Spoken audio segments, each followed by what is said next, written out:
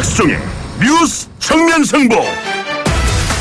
안녕하십니까. 3월 22일 수요일 곽수종의 뉴스 정면 승부 시작하겠습니다. 오늘 방송국을 오다가 어느 후보가 계란 한 판을 들고 가는 것을 봤습니다. 두 가지 생각이 떠오르더군요. 하나는 한 번 오른 계란값이 기름값처럼 내릴 때 얼마나 빨리 내려갈 수 있을까. 계란값이 떨어지려면 또 얼마나 기다려야 하나 이 생각이 났고요. 또 하나의 생각은 통닭이었습니다.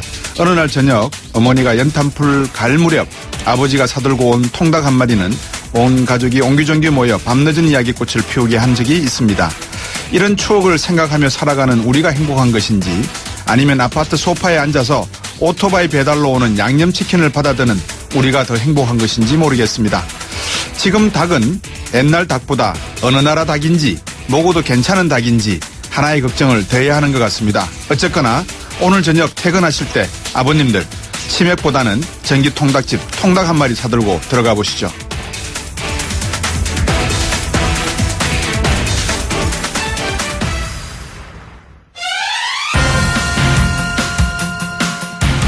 곽수종의 뉴스 정면 승부 오늘 저희가 준비한 순서 말씀드리겠습니다. 1부에서는 대검 중수부장을 지낸 김경수 검사와 함께 박근혜 전 대통령 검찰 소환 이후 조사 전개될 상황들 한번 짚어보겠습니다. 3년 만에 세월호가 드디어 수면 위로 약 1m 정도 떠올랐다고 하죠. 시험인 양 현재까지 순조롭게 진행되고 있는 모양인데 이 내용 한번 수습자 가족들 생각도 한번 들어볼 겸 2부에서 준비했습니다. 3부와 4부에서는 오늘부터 시작된 더불어민주당 경선 전망과 민주당 경선이 국민당 경선에 미칠 영향 이런 내용들을 가지고 여론조사 전문가들과 함께 토론 진행해 보겠습니다.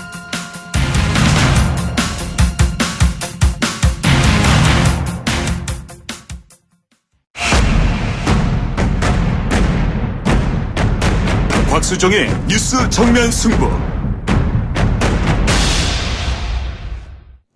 검찰의 경의를 표한다.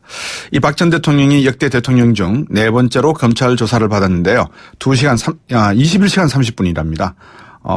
상당한 오래 기간 성실한 조사를 받으신 것 같은데 그러다 보니까 또 경의를 표한다라는 말씀까지 하셨습니다. 제가 이 무슨 말씀인지 아시겠죠? 청취자 여러분들. 대검찰청 중앙수사부장을 지내신 김경숙 변호사와 말씀 나눠보겠습니다. 안녕하십니까? 네, 안녕하십니까? 예. 개인적으로는 제가 선배님 하는 김 선배님이신데 전화 연결이 됐습니다. 네. 박 전 대통령이 이제 조사를 마치고 조서를 열람하면서 7시간 넘게 검찰청에 머물러 상당히 좀 신중하게 보신 것 같습니다. 그죠? 그렇습니다. 네. 이 부분에 워낙 혐의가 많아서 검토할 것이 많아서 그렇습니까? 13건이 있었다고 하는데요. 네, 혐의가 많은 것도 사실이지만은 그러나 네. 보통 7시간을 조서를 열람하고 수정을 했다는 것은 보통의 경우보다는 훨씬 많은 경우입니다. 예. 많은 시간이 소요됐습니다. 보통의 피의자들 복잡하더라도 2-3시간에 보통 끝내는 게 일반적입니다. 네. 뭐를 이렇게 더 조서를 열람할 때 무엇을 많이 보게 되어 있습니까? 본인이 네. 대답한 내용에 대해서 이게 네. 사실대로 본인이 진술한 대로 기재가 기록이 돼 있느냐 여부하고 네. 예. 그다음에 본인이 진술할 때는 조금 부족하게 빠뜨렸더라도 네. 나중에 보니까 조금 더 기재하고 싶은 것들이 있을 수 있습니다. 예. 그런 것들을 수정하거나 보완해서 적어 넣을 수도 있습니다. 네. 근데 네. 이렇게 조서를 작성한 내용을 나중에 네. 이제 조서를 마치고 난 다음에 저희들이 일반인이나 또는 언론 측에서 알 수가 있습니까? 검찰 쪽에서 이렇게 이야기를 해 줍니까? 대충 어떻게 되어 있다고? 아닙니다. 그거는 수사가 기본적으로 밀행성이 있게 진행돼야 되기 때문에 네. 그거는 나중에 법정에 제출되는 겁니다. 그렇죠. 근데 네. 왜냐하면 이제 언론에 나오기로는 박 전 대통령이 진술은 다 자유롭게 했지만 혐의 대부분은 다 부인했다라는 이야기들이 언론 쪽에서 나오고 있어서 네. 이게 과연 파악된 내용인지 아니면 추측한 내용인지 궁금해서 여쭤봤습니다.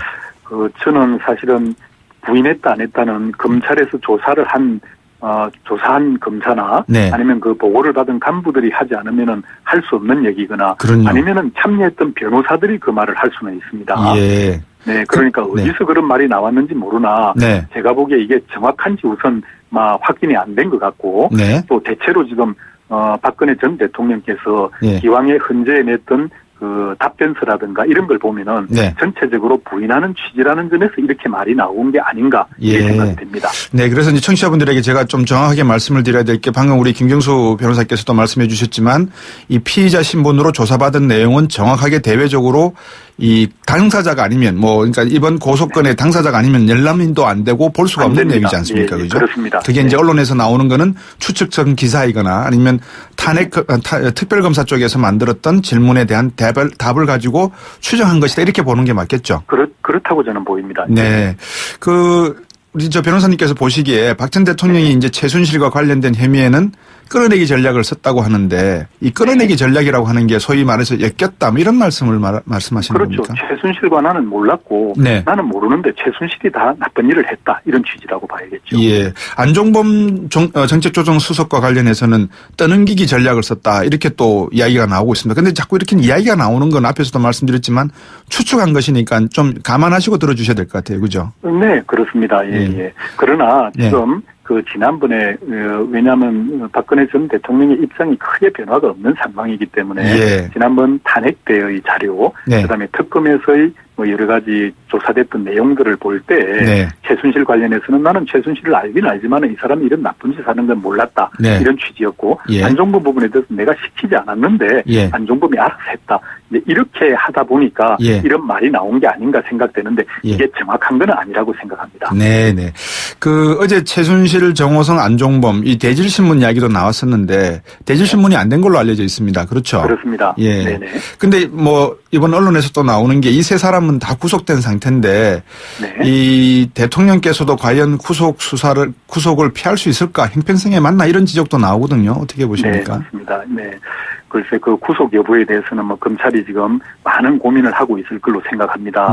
검찰이 법과 원칙에 따라서 결정을 하겠다고 오늘 발표를 한 걸로 알고 있습니다. 그런 점에서 좀 더 기다려보는 게 합당한 거 아닌가 이런 생각이 듭니다. 근데 이제 이 박근혜 전 대통령 즉 피의자 신분으로 대면 조사를 거부할 수는 있습니까? 영상 촬영을 거부했다고 하던데요. 예, 영상 조사는 부동의를 했다고 돼 있습니다. 그래서 검찰에서 영상 조사를 하지 않았다고 돼 있는데 영상 조사라는 것은 모든 피의자에 대해서 다 하는 건 아닙니다. 보통 비율로 보면 한 청마다 차이가 있지만 전국적으로 한 20%가 좀 안 됩니다. 영상조사는 피의자 비율이. 네, 그렇기 때문에 이거는 안 할 수 있기 때문에 검찰에서 피의자의 어떤 의사를 존중했다 이렇게 보시면 될 것 같고요. 그다음에 대면 소위 대질조사라 그럽니다. 이거를 다른 공범과의 대질조사, 서로 얼굴을 마주보게 하고 이 조사도 사실은 이것도 이게 생각만큼 효과가 큰 건 아닙니다. 그리고 또 사실은 수사 어떤 효과 면에서 그렇게 대단한 효과가 있는 건 아닙니다. 거기다가 또 이게 대통령에 대한 조사이기 때문에 이 대통령에 대한 기본적인 어떤 예우가 그래도 필요하지 않겠습니까? 전직 대통령이지만은 그런 점에서 본인이 원치 않는다면은 부하 직원들과 대지를 시켜서 누구 말이 맞냐, 네 말이 맞냐, 네 말이 맞냐 이렇게 말하는 게 이게 약간 개인에 대한 어떤 좀 예의에 맞지 않는다고 생각을 했을 것 같습니다. 지금 박 전 대통령 조사 내용이 이제 많은 촛불 시위로 인한 탄핵이 이루어지고 얼마 되지 않은 상태에서 이제 일어나다 보니까 많은 국민들이 관심을 가질 수밖에 없는 상황이지 않겠습니까? 이제 그 상황에서 이번에 조사를 맡은 한홍재 또 이원석 이 부장검사 두 분이 이 번갈아 가면서 수사를 했다고 하는데 언론에 또 나오기로는 뇌물죄보다는 K스포츠하고 미르 쪽 혐의를 더 많이 조사를 했다 이렇게 지적이 나오고 있거든요. 이것도 정확한 뉴스가 맞습니까? 아니면 이것도 좀 추측입니까? 왜냐하면 이 뉴스는 저는 이런 건 맞는 것 같습니다. 왜냐하면 처음에 한홍재 부장이 맡은 부분이 미르하고 K스포츠에 대한 재단 그 부분입니다. 그런데 이게 얼마 걸렸냐면 9시간이 걸렸습니다. 조사하는데. 그리고 나중에 이원석 부장이 들어간 게 뭐냐면은 공무상 기밀누설 왜 정호성 비서관을 통해서 공권을 유출한 것, 그다음에 삼성 부분에 대한 일부가 들어가 있습니다. 요거는 불과 한 3시간에 불과했습니다. 그러다 보니까 이제 미르나 K스포츠에 혐의가 맞춰졌다고 하는데 그러나 지금 그 뒤에 뇌물보다는 직권남용에 초점을 맞췄다는 것은 잘못된 판단이라고 생각합니다. 왜 그러냐 하면은 지금 미르나 K스포츠 재단에 출연한 것 자체를 지금 삼성이라든가 SK라든가 롯데라든가 이런 거에 대해서는 지금 검찰이 뇌물 여부에 대해서 집중적으로 수사를 하고 있습니다. 방금 그 뇌물 여부를 집중 수사하고 있다고 말씀해 주셨으니까 지금 박 전 대통령 조사로 잠시 지금 SK, 롯데, CJ 대기업 이 조사를 좀 밀어놨지 않습니까? 그죠? 그렇습니다. 그다음에 우병우 전 청와대 민정수석 의혹도 역시 좀 밀어놓은 상태인데 이 부분도 변호사님께서 보시기에 다시 재개될 것으로 보십니까? 물론 최종적으로는 검찰이 적절하게 판단하겠습니다만은 지금 이미 그 SK, 롯데, CJ 정도에 대해서는 네. 뇌물 여부에 대해서 수사를 하겠다는 여러 가지 의지를 지금 검찰이 보이고 있습니다. 네네. 그 점에 대해서는 어느 정도까지는 수사가 진행될 걸로 저는 보고 있습니다. 예. 근데 지금 이제 기업 쪽 입장에서 제가 조금 대변해 드린다면 롯데는 지금 중국에서 사드 문제로 상당히 지금 입지가 곤란해지지 맞습니다. 않습니까? 그래서 이제 참 안타깝습니다. 예. 그 기업 총수가 지금 일본에 가서 여러 가지를 좀 받아와야 될 내용들이 있는 것 같은데 출국 정지가 되어 있는 상태고요. SK는 또 아시다시피 도시바 쪽입니까? 저 반도체. 그 계약건인데 그게 또 이제 출국 정지가 되어 있어 놓으니까 이 중요한 인수합병 문제가 또 처리가 안 되고 있다고 하거든요. 맞습니다. 예. 이게 마키아벨리 군주론까지 뭐 제가 좀 인용하면 그렇지만 지금 이런 상황에서 법이 문제냐 아니면 기업의 이익과 국가의 경제가 문제냐 이렇게 따진다면 변호사님께서는 어떻게 보십니까?